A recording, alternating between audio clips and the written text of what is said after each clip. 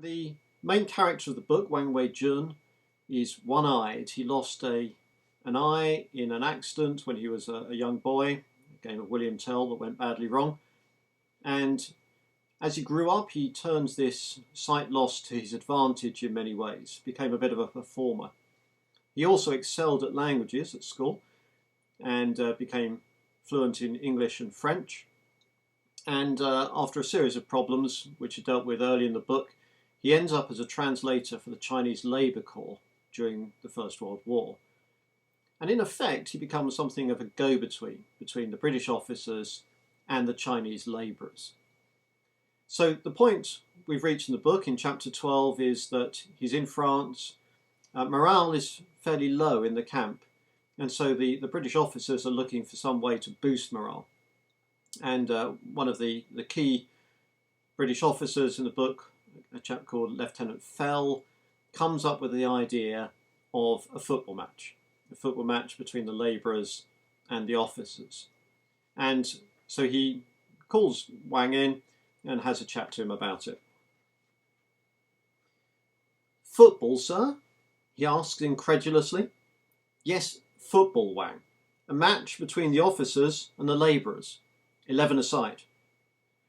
Wang looks down at his feet in some embarrassment. "Oh, come on, Wang, it'll be great for morale."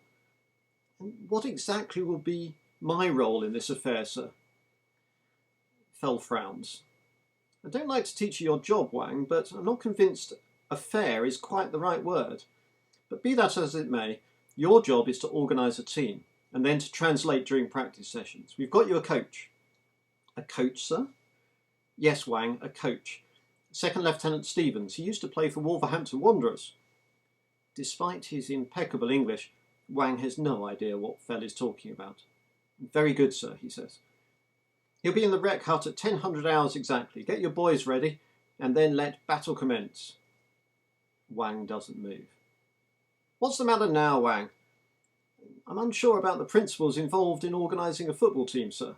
"Oh, for goodness sake, Wang, just find 11 men who have some inkling of the rules, and if you have a choice, choose the best footballers."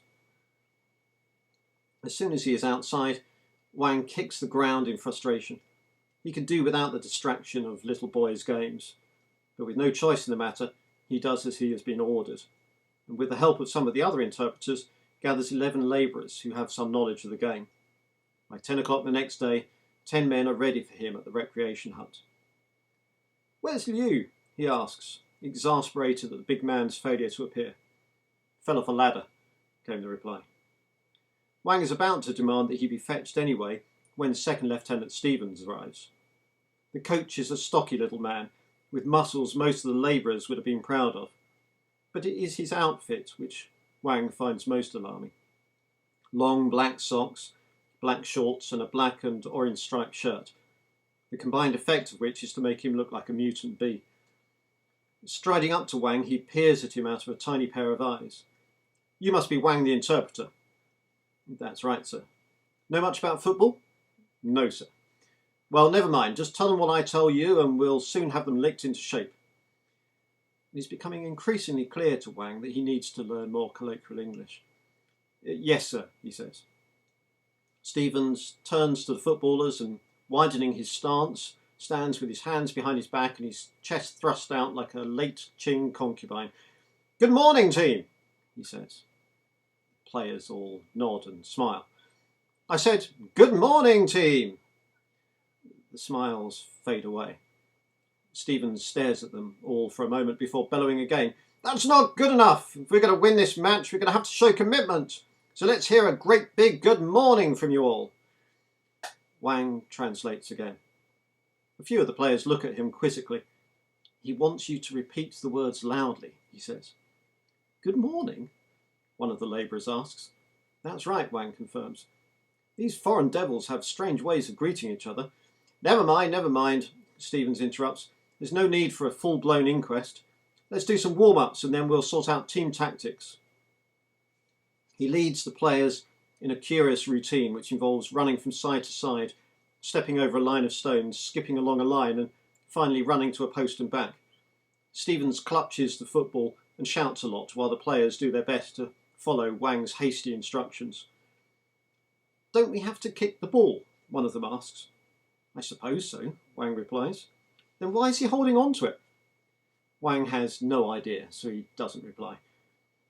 Unmoved by the labourer's incomprehension, Stevens pounds up and down the field like a dynamo. The further he runs, the louder he shouts, and the more irritated he seems to become. Right, let's sort positions then, he bawls. Has anyone kept goal before? When he later reflects on the occasion, Wang isn't entirely convinced that his translation at this point was wholly accurate. Right, you then, Stevens shouts when nobody volunteers. You're the tallest, stick these gloves on. Wang is confused. Do you mean me, sir? He asks. You're the tallest, aren't you? Wang looks around. He does seem to loom over most of the others. I'm really here in a translating capacity, he says. You can do that too, Stevens says. Now let's get going.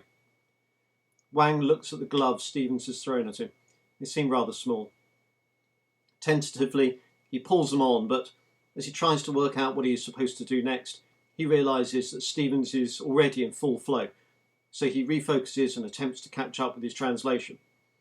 Now, we're going to play a 2-3-5 formation. It's not perfect, but it's probably the best one for this sort of pitch. It'll only work if the half-backs drop back quickly when the other team's on the attack.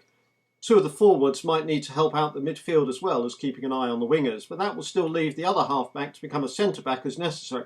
Of course, it's vital that the outside left and the outside right keeps their positions, otherwise we'll lose the width and their wingers will cut us to shreds. Why have you stopped translating? I'm terribly sorry, sir, Wang replies, but I lost you after your advice about starting halfway back. Stevens gives him a look such as he has never seen before from a European. Then he lowers his voice in a way Wang finds rather intimidating. When I asked you whether you knew much about football, yes, sir, Wang replies. And you said, no, sir. Yes, sir, Wang says. Did you actually mean, no, sir, nothing at all, sir? I have not had the honour of witnessing the 11-a-side version of this noble game before, sir. Good God above, Stevens says, raising his eyes to the sky. Do any of you know the first thing about football? A Beijinger called An Rushan raises his hand, thereby marking him out as a former student at one of the missionary schools. Preston North End, very good, sir. I see. Percy Smith, sir, very good player, my favourite. Well, that's a start, I suppose. Anne smiles encouragingly. Stevens clenches his fists. OK, let's forget about formations and kick the ball around a bit, shall we? He says. This eminently sensible suggestion brings the team to life and relieves Wang greatly. Before long, Anne is booting the ball around the field while the others run after him. Stevens continues to shout instructions, but as Wang can neither keep up nor understand more than half of what he says, Stevens soon dispenses with his translating services altogether and sets about demonstrating what he wants by kicking the ball himself. Every now and again, when the ball comes his way, Wang politely returns it to the man who has given it to him. For reasons that he doesn't fully understand, this simple act sometimes sends Stevens into paroxysms of rage and sometimes elicits effusive praise. It's only after he leaves the field that he realises he should perhaps have mentioned his lack of an eye. So there we are. That's a relatively short extract from my book. I hope you enjoyed it, and I hope you'll enjoy the whole thing. It's available from all the usual places, Waterstones, Amazon, but also from the publishers themselves. Good to support small presses, especially at times like this, and small bookshops as well, local independent bookshops. So Erie Press, E-Y-R-I-E, Erie Press, they sell it from their website. So if you're interested at all, commend it to you, and I'd love to hear what you think about it.